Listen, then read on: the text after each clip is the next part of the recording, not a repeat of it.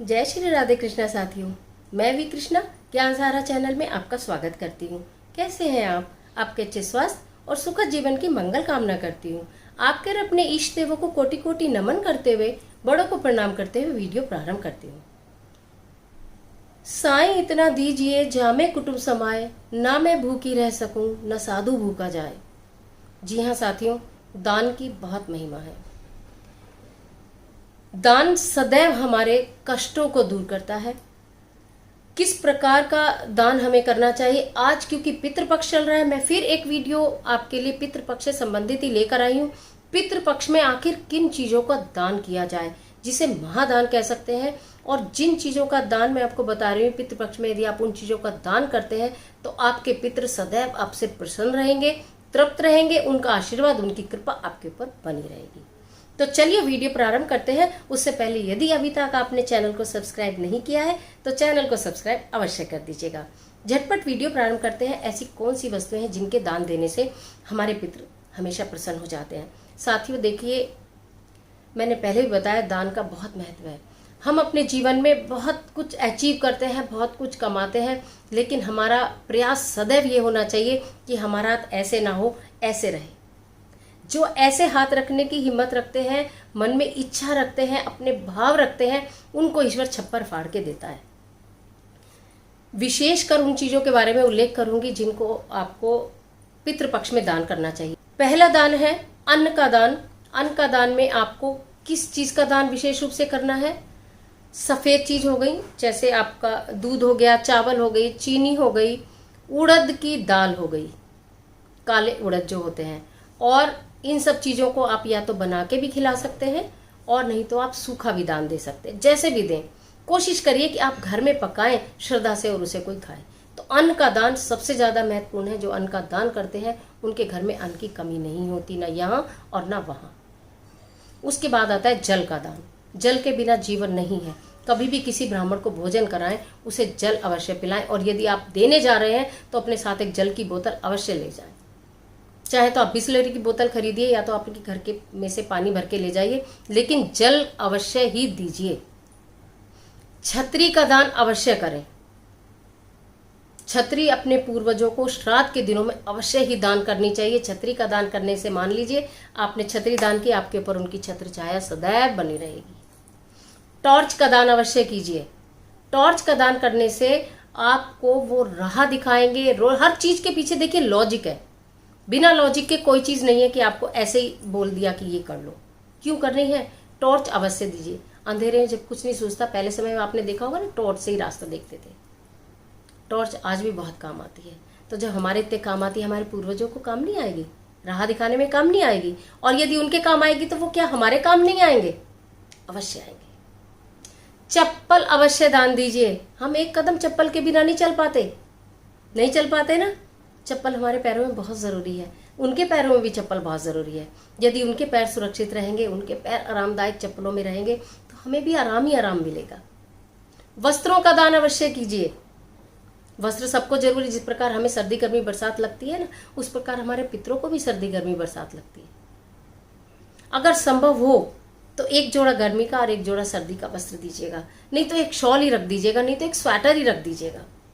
आपको मालूम है पितृपक्ष समाप्त होने के बाद वैसे तो नवरात्रे हो जाते, इस बार नवरात्रे प्रारंभ नहीं है क्योंकि इस बार अधिक मास है। नवरात्रे 1 महीने बाद शुरू होंगे, पितृपक्ष के तुरंत बाद अधिक मास शुरू हो जाएगा, जिसे पुरुषोत्तम मास या मल मास भी कहते हैं। लेकिन हल्की हल्की सर्दी आ जाती है ना, बाद में तो आप नहीं करेंगे, पितृपक्ष में ही कर सकते हैं।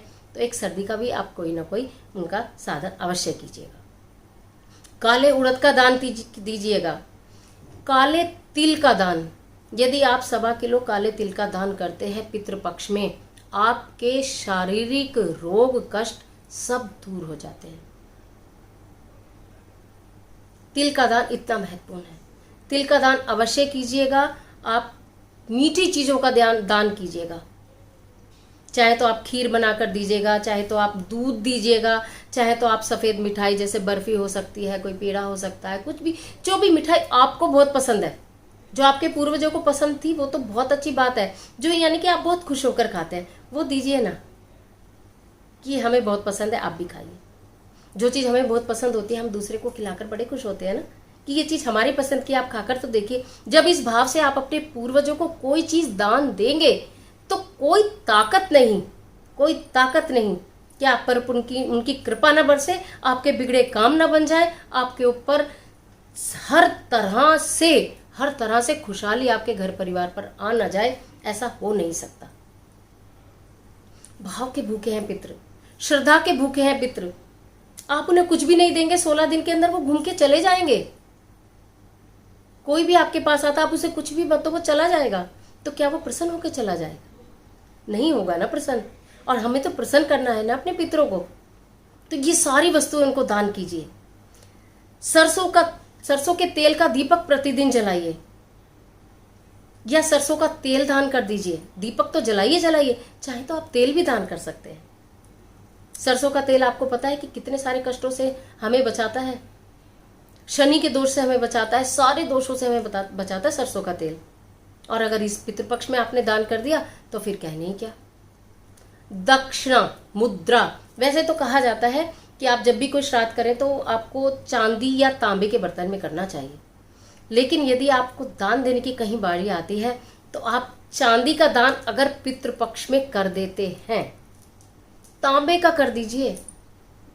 लेकिन मेरा कहना तो यह है कि तांबा का आपने कोई लोटा ले लिया, तांबे की कोई प्लेट ले ली आपने, कोई बात नहीं, उसमें एक चांदी का सिक्का रख दीजिए। कोई भी एक छोटा सा चांदी के सिक्के तो सब तरह के आते, छोटे से लेके बड़े तक, जैसे आपके भाव हो, जैसे आपकी श्रद्धा बने। लेकिन चांदी का दान, धातु का दान करना है, चांदी या तांबा या दोनों चीज। मुद्रा का दान, धन मतलब यह है कि आपकी जितनी भी श्रद्धा बने, जैसे आप कुछ चीजें देने जा रहे हो, पंडित जी को दान कर रहे हो, तो उसके साथ दक्षिणा अवश्य रखो, तो मुद्रा का दान हो जाएगा। वैसे तो भूमि का दान भी बताया गया है, लेकिन भूमि का दान आमतौर पर हर एक व्यक्ति नहीं कर पाता है। यदि आप कर पाए, आप इतने समर्थ हैं, तो भूमि का दान किसी ब्राह्मण को कर सकते हैं। गाय का दान आप कर सकते हैं। गाय आजकल बहुत महंगी है, आप गाय का दान ऐसे ना कर पाए तो चांदी की गाय बनवा लीजिए। देखिए, मैं आपको ये ऐसे दान बता रही हूं कि अगर आप इन दानों को कर लेते हैं, आपको कुछ भी करने की आवश्यकता नहीं है पूरे वर्ष, और पूरे वर्ष नहीं, पूरी जिंदगी आपके परिवार में खुशहाली, आपके बच्चे तरक्की करेंगे, धन की कमी नहीं होगी, स्वास्थ्य खराब नहीं होगा, अचानक आने वाली मुसीबतें, परेशानी आपको नहीं घेरेंगी। ये आपदा आ गई, ये विपदा आ गई, कलेश हो गया, कुछ मन नहीं लग रहा, क्या हो रहा है क्या नहीं परिवार में, हमें समझ में नहीं आ रहा, ये सारे झंझट छूट जाएंगे।